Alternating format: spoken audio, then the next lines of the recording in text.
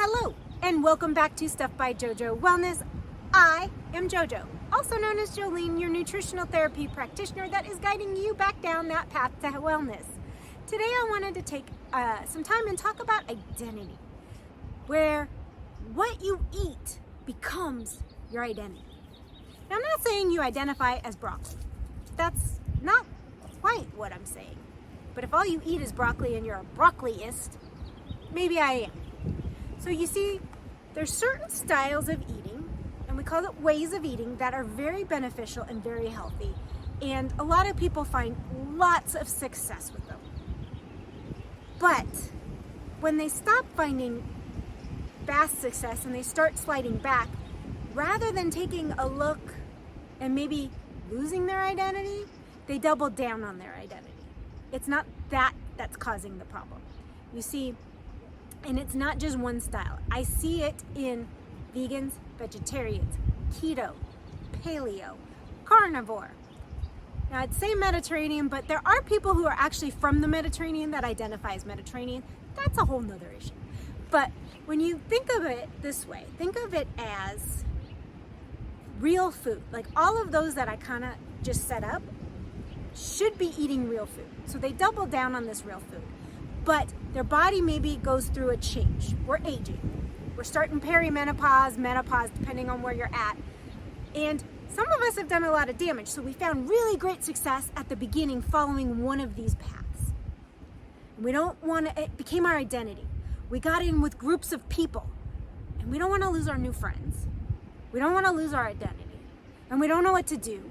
And we might be like adding in something that doesn't fit the mold, but we don't want to tell anybody because then we lost our identity. And we just get stressed out. We don't know what to do.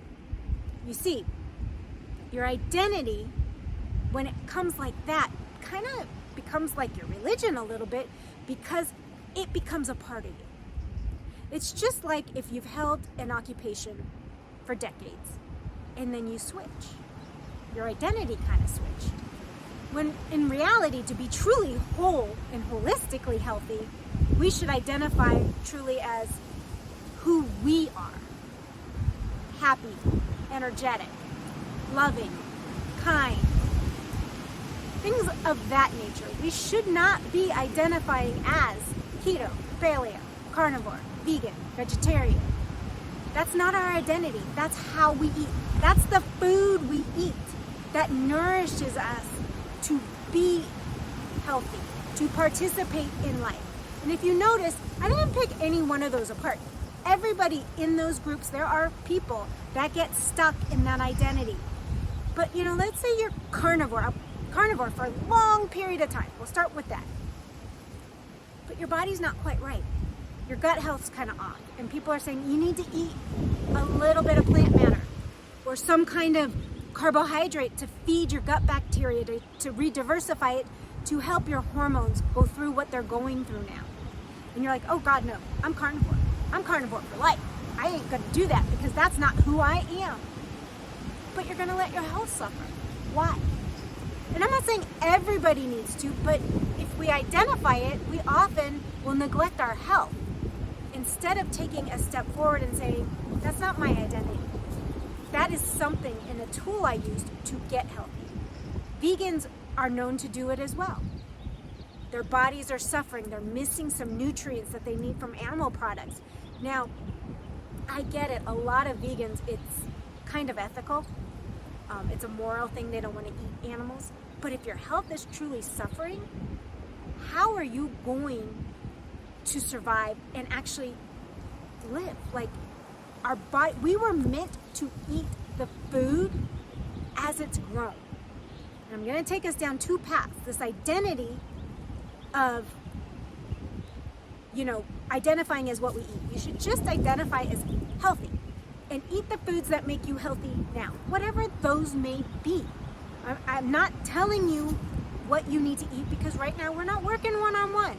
I don't know your health situation. I am not going to tell you specifically the exact foods you have to avoid or eat or any of that. What I'm telling you is if what you're eating is not making you thrive, it's time to take a deeper look at your food.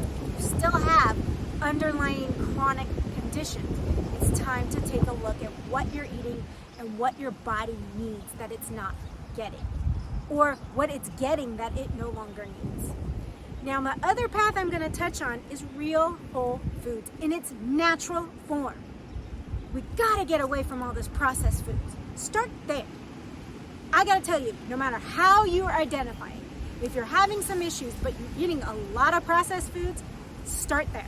Start by getting those out. Eat the fruits and vegetables as close to the natural form. Yes, you can cook them. Cut them up, cook them, do whatever. That's fine. Eat your animal products. Straight cuts of meat, not turned into sausage and cured meat, pepperonis and all that stuff. Just eat it in its natural form, not lunch meats. I get it. There's going to be a time and a place. What I'm saying is if your health is not on it, get rid of all the junk. Start there.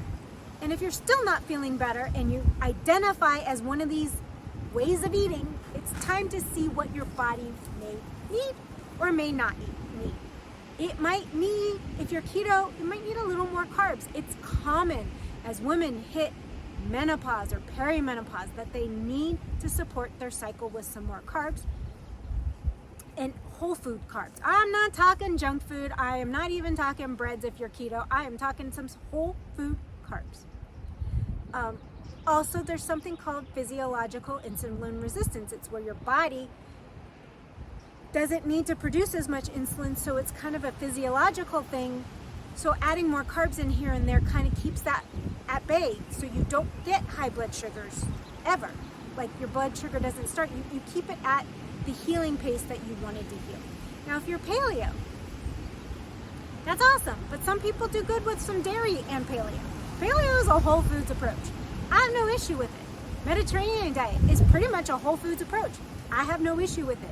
Vegetarianism, I have no issue with. Veganism, I don't have a lot of issue with, though I do think there's some vitamins and minerals you need to pay attention to make sure you're getting in. If you are following any of these approaches as a whole foods approach, I'm good as long as your body's telling you you're good. If you still have diabetes, if you still have chronic disease, if you're still autoimmune system, or if your autoimmune diseases are still flaring, it's time to look at the food you're eating, not the pills you're not taking. Everything can be reworked and improved with food. Everything. Some will still require medicine. I'm not saying don't take your meds. I'm saying that if you switch out your foods to support what is going on in your body, you will thrive. You will thrive with the medicine, and you may even thrive without it. Real foods heal. And that's where we all should start. We should start, one, stop infighting on all this diet data. There is no one right way. It's whatever's best for your body. There will be times that some people may have to avoid animal products even if they're not vegan because their body's not processing them. They gotta get healed. Or vice versa, you may need to avoid all animal products to get what's going on in your body healed. Like an elimination diet is pretty much a carnivore diet, and then you start adding things back in to see what was bothering you. It is not, there is no one high and mighty way. It's all good, it all works, as long as it's working for you. Learn to listen to your body. Stop identifying as how you eat. Food is food. You are not food. You are a human being. Hopefully a happy, healthy, energetic human being. That is my wish for you. If you want to continue on this journey, this path to health, make sure you are subscribing so that you get notified when the next episode comes out. And until then, guys, it's Wendy. I'm out. I'll see you later. Bye.